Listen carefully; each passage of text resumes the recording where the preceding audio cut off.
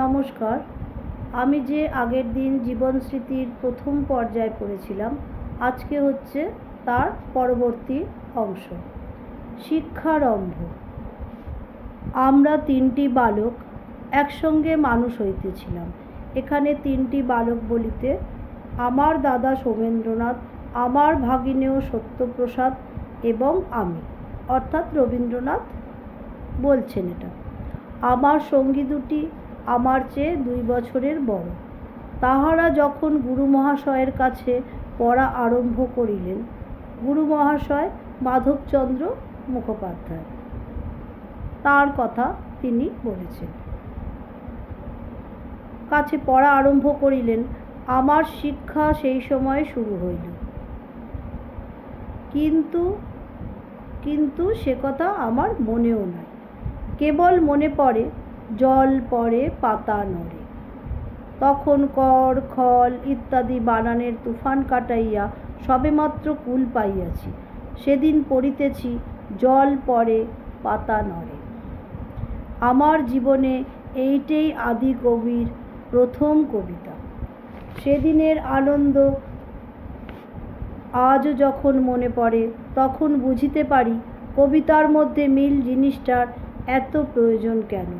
মিল আছে বলিয়াই কথাটা শেষ হইয়াও শেষ হয় না। তাহার বক্তব্য যখন ফুরায়, তখনও তাহার ঝংকারটা ফুরায় না। মিলটাকে লইয়া কানের সঙ্গে মনের সঙ্গে খেলা চলিতে থাকে। এমনি করিয়া ফিরিয়া ফিরিয়া সেদিন আমার সমস্ত চৈতন্যের মধ্যে জল পড়িতে ও পাতা নড়িতে লাগিল। এই শিশুকালের আর একটা কথা মনের মধ্যে বাধা পড়িয়া গেছে। আমাদের একটি অনেক কালের খাজাঞ্চি ছিল, কৈলাস মুখুজ্জে তাহার নাম। সে আমাদের ঘরের আত্মীয়েরই মতন।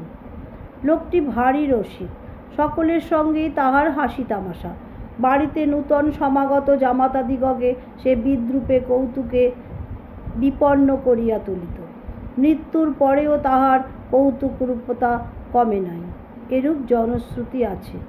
এক সময়ে আমার গুরুজনেরা প্ল্যাঞ্চেট যোগে পরলোকের সহিত ডাক বসাইবার চেষ্টায় প্রবৃত্ত ছিলেন।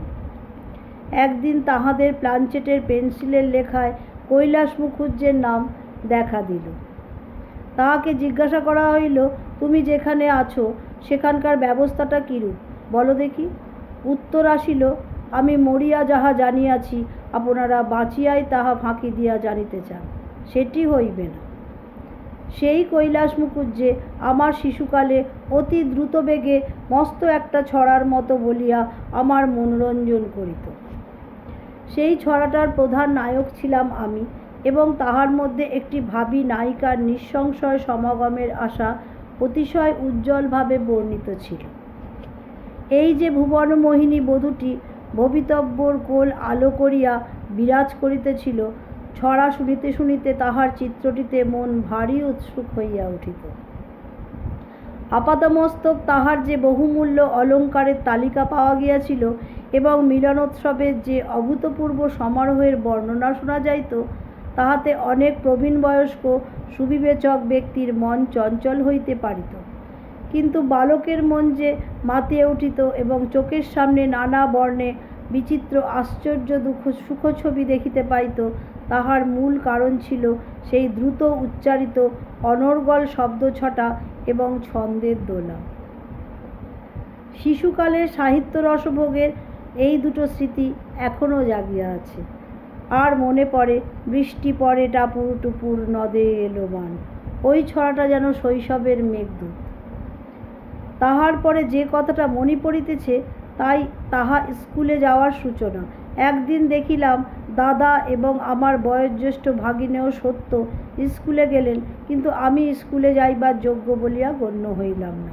উচ্চৈস্বরে কান্না ছাড়া যোগ্যতা প্রচার করার আর কোনো উপায় আমার হাতে ছিল না। আজ এই পর্যন্ত থাক। আগামীকাল আবার এর পরবর্তী অংশ পাঠ করব। নমস্কার।